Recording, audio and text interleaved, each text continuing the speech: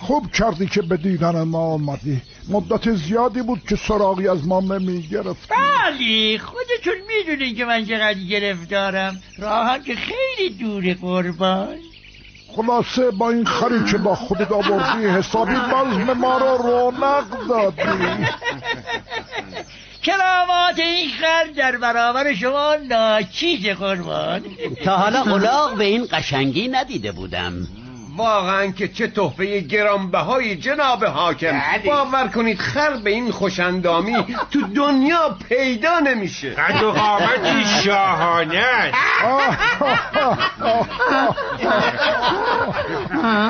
بدر نگیر دوست من، اینا شوخی میکنن. شوخی قربان؟ آخه این الاغ چیش از این جماعت کمتره؟ کی گفته این الاغ عیب و ایراد داره؟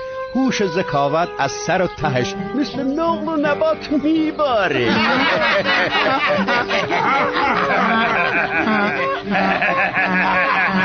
ساکت باشید دیگه، کافیه. دوست من مرد محترمیه و از راه دور به دیدن ما اومده. ما که چیزی نگفتیم قربان، شما ملاحظه بفرمایید.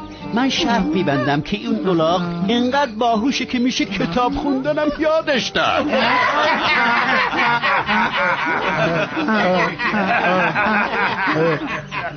من که نگفتم تمومش کنید. شما تو عمرتون خر ندیدین؟ قربان به سر مبارک قسم باور کنید راست میگم. من حاضرم به این الاغ کتاب خوندن یاد بدم. بسیار خوب، باور کردم. به تو 2 هفته فرصت میدم که به این الاغ خوندن یاد بدی. ولی قربان شوخی کردم، ببخشید. حالا به تو دستور میدم این الاغ با خودت ببری و 2 هفته دیگه بیاری. وای به حالت اگر این الاغ کتاب نخونه. بیچاره شدم. میدم یه روزه بار بردن یادت میدم. بدبخت شدم. حالا چه کنم؟ الاغه باید به اون خوندن یاد بده. چرا یک کسی که بقیه رو مسخره کنه همینه. میگم نمیشد به جای الاغ یه چیز دیگه برای ما میآوردی؟ نمیبینی تو این شب به اندازه کافی الاغ هست؟ قربان فکر میکردم خر قحطی. نه جانم، فراوانه.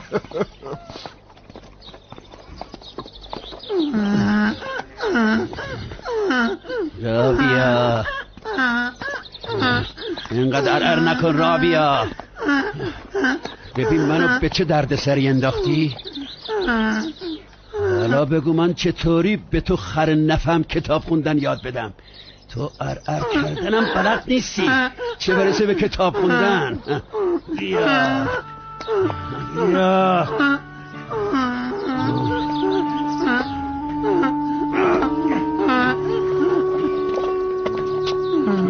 بیا بریم، هنوز تا خونه خیلی راه مونده.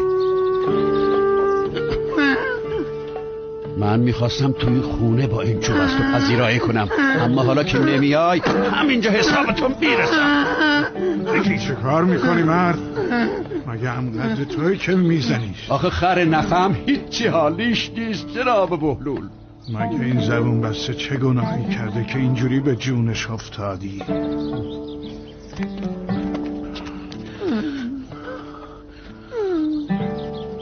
جناب حاکم منو معلم مخصوص این الاغ کردین. بیچاره الاغ که باید از نادونتر از خودش درس یاد بگیره. چرا با اون حرف میزنی؟ پس من اینجا چی کارم؟ چه فرقی داره؟ خب تو برام بگو. جلوی حاکم یه خریتی کردیم، گفتیم میتونیم به این کتاب خوندن یاد بدیم.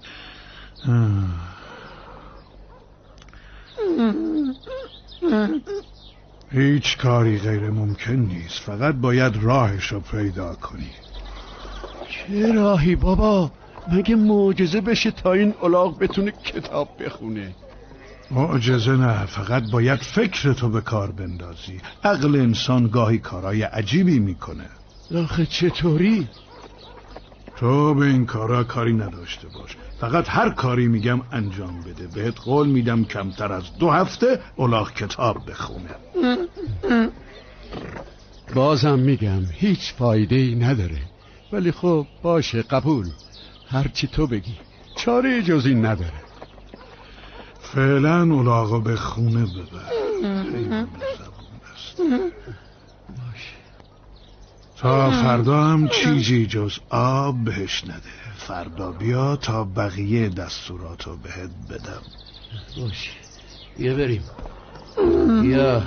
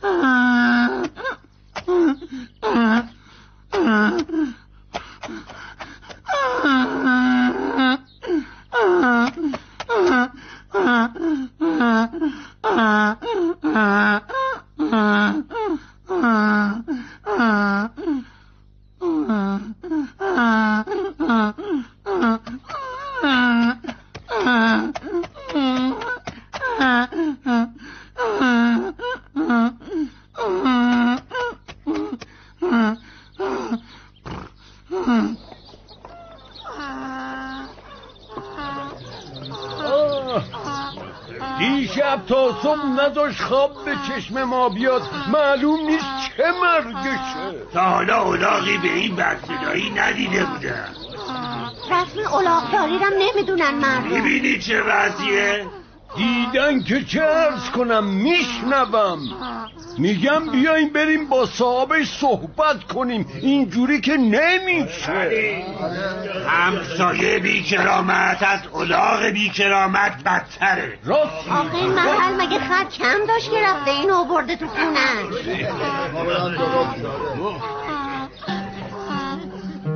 میبینی چه سر و صدایی را انداخته؟ محل رو به هم معلومه چه خبره، یه کاری بکنه. چیکار کنیم آخه؟ آگه دستی کسی بر نمیاد، یه خر و بچه اونجا داره ار میکنه. چه کاری از رسم اتاق؟ بله کاری نمیکنه. چه خبره؟ چه خبره؟ انگار کسی خونه نیست. برو ببین این حیوان چه دردی داره.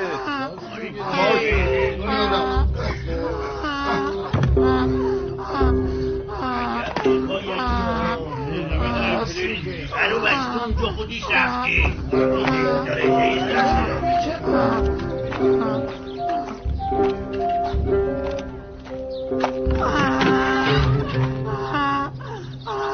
چی شد؟ حیوان داره از گرسنگی میمیره. خب یه مقدار کاهو یونجه جلوش بریم. چی میگه دیگه؟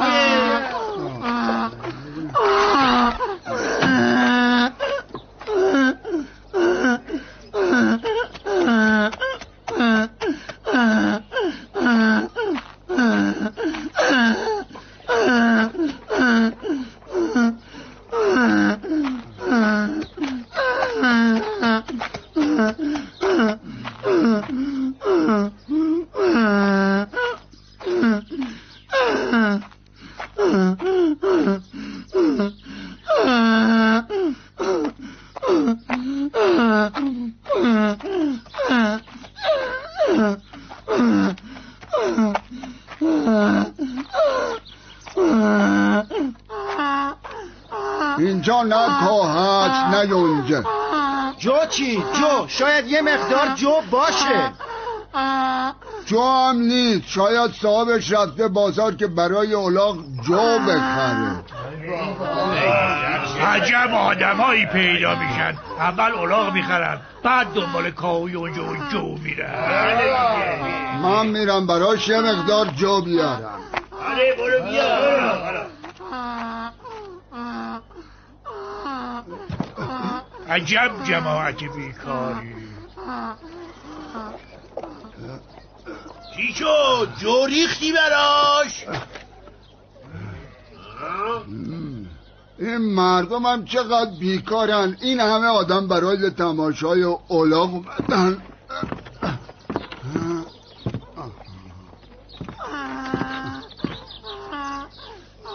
این خر به کاوی اونجا برسه ما خل شدیم رفته پیکار. میگن جناب حاکم این الاغو بهش داده، درسته؟ جناب حاکم جز خریت چیز دیگه ای نداره. بله دیگه، همین خریت پخش کنه دیگه.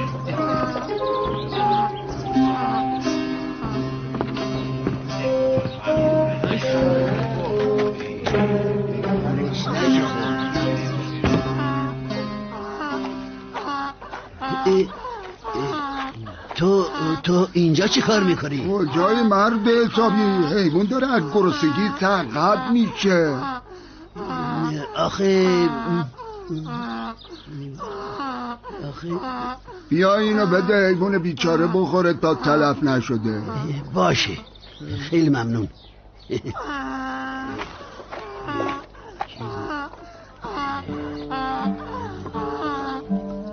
حالا برو مقداری جو لای صفحات یک کتاب بذار و جلوی الاغ بریز.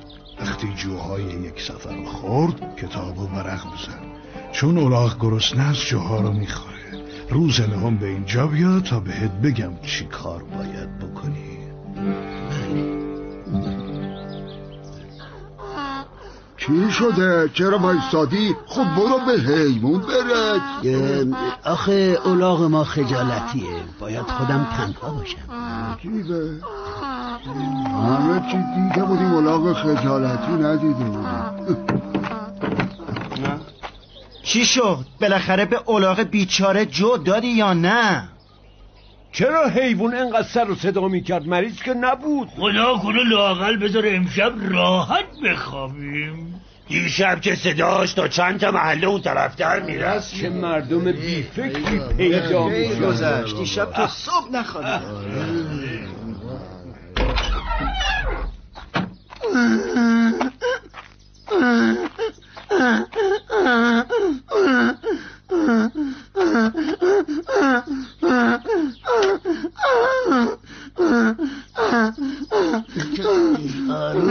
آروم باش حیوان. صبر کن.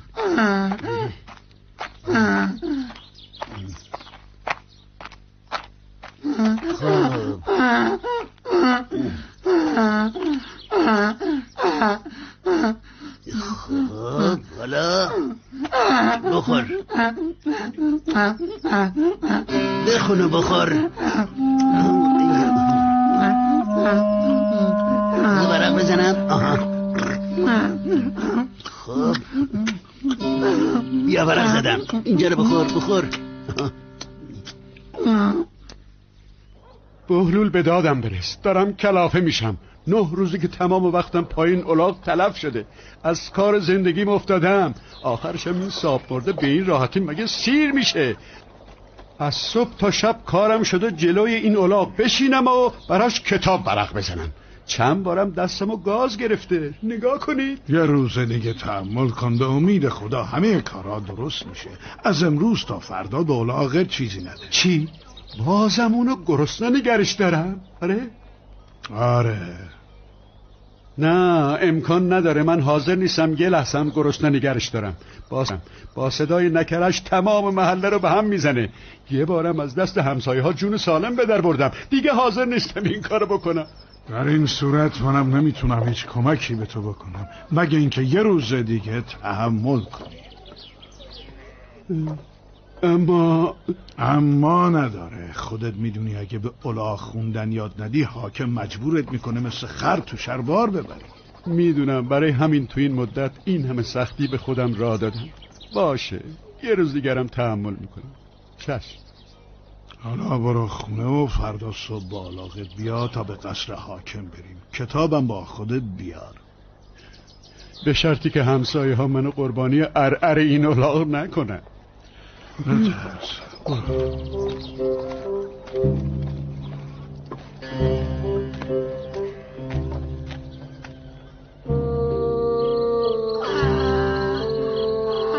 بابا ببر صدای نکره اون خرو. چه خبره؟ ای بابا باز چه خبر شده؟ بگمونم همون الاغه باشه. این بار حسابمونو با این مرد تصفیه میکنیم. بابا نصف شبه. ببر صدا اون الاغو. گرفتاری شدیم ها. لعنت بر شیطون. یکی بره داروغه رو خبر کنه. مردیم ما.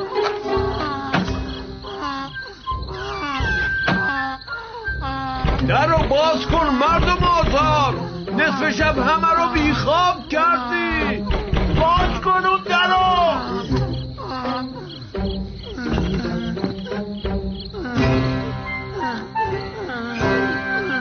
چی شد؟ ببر صداشو. بازم حیوانو گرسنه نگه داشتی. یک کمی غذا بهش بده. بابا نمیتونم. اگه نمیتونی پس چرا تو خونه الاغ نگه میداری؟ اصلا الاغ به چه دردت میخوره؟ تو از صبح تا شب اونو تو طویله بستی. آخه که چی؟ بابا این الاغ مال من نیست. چه کنم؟ کدوم خریه؟ در رو باز کن مردم آزار. نصف شب همه رو بیخواب کردی. باز کن این صاف برو.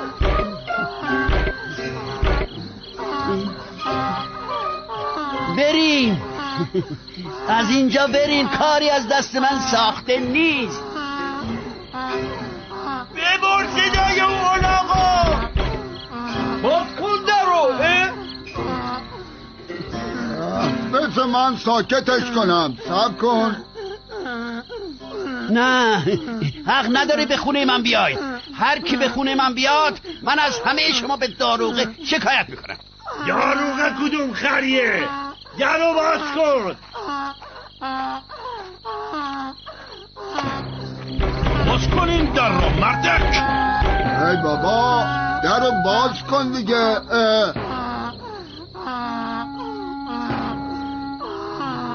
باز کن در رو. بابا چند دفعه بگم این خر مال من نیست. آخه زبونم مو در آورد. بری به کارتون. اینقدر خر مردم مردم زابرا کردی. ایوون زبون نفر. نه بگو که میخوام به تو خوندن یاد بدم.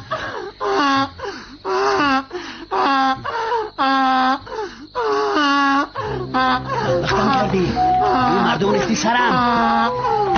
نمیدونه شبا بخوابم.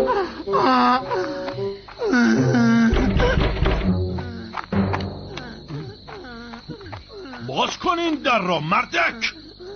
اگر در رو باز نکنی آن را میشکنم. سلام جناب داروغه.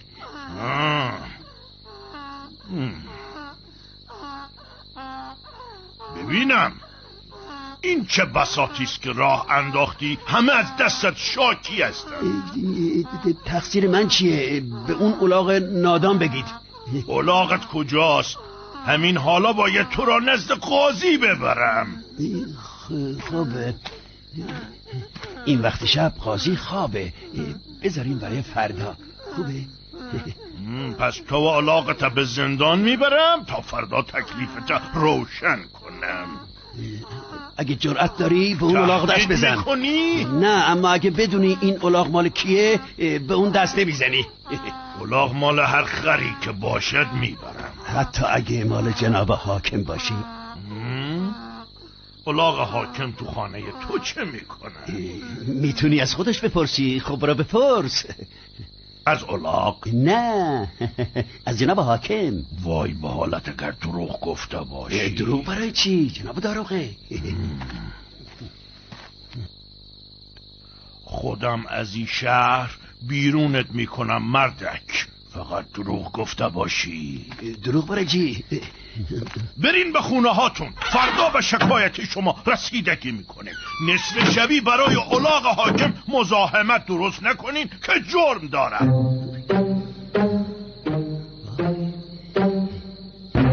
خیر گذشته.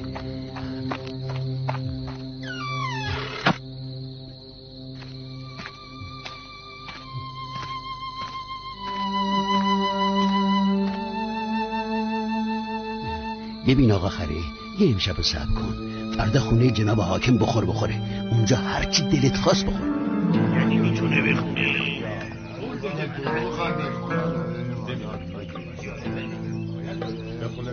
من که فکر نمی کنم که الاغ بتونه بخونه.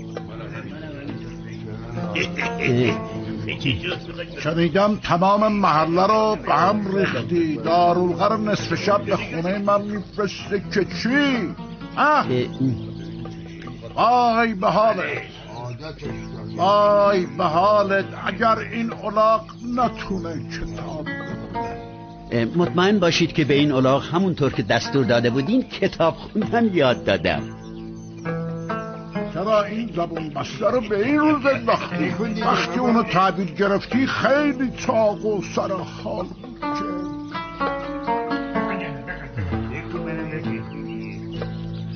قربان، هر کسی 10 شبانه روز درس میخوند مثل اون لاغر میشد. من شک دارم که این الاغ قادر به کتاب خوندن باشه. میدونی اگر نتونه ادعاتو ثابت کنی تو هم با این مرد مجازات میشی؟ بله جناب حاکم میدونم. از هرچه زودتر کارتون رو شروع کنید. دلم لک زده کتاب خوندن یه خر و تماشا کنم.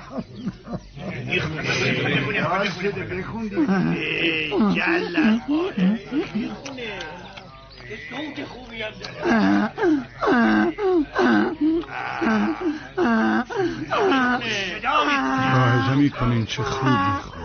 حتی از وزیران شما باسوادتر. روزگار عجیبیه.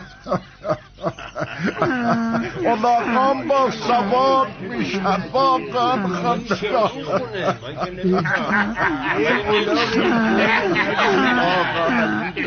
میدونم تمام این کارا زیر سر توه، اما من از تقصیر این مرد گذاشتم و برای پاداش این الاغ رو به اون میبخشم. او نه قربان، بنده از عهده مخارج کسب دانش این الاغ بر نمیام. مال خودتون. انعام منو رد میکنی؟ نه قربان، شما در جمع وزیرانتون به این الاغ فاضل بیشتر احتیاج دارین. حیفه که از علم و دانش این الاغ بی بهره بمونید. این چاره مرد 10 روز حسابی سختی کشید. حقش بود تا اون باشه که ادعای بیهوده نکنی. تو حالا در جمع این درباریان الاغ باسواد و فهمیده ای هستی. به فکر آیندت باش و به کارهای حاکم و اطرافیانش توجه نکن. اونا وقتشونو بیهوده میگذرونن. لااقل تو در اندیشه امور مردم باش.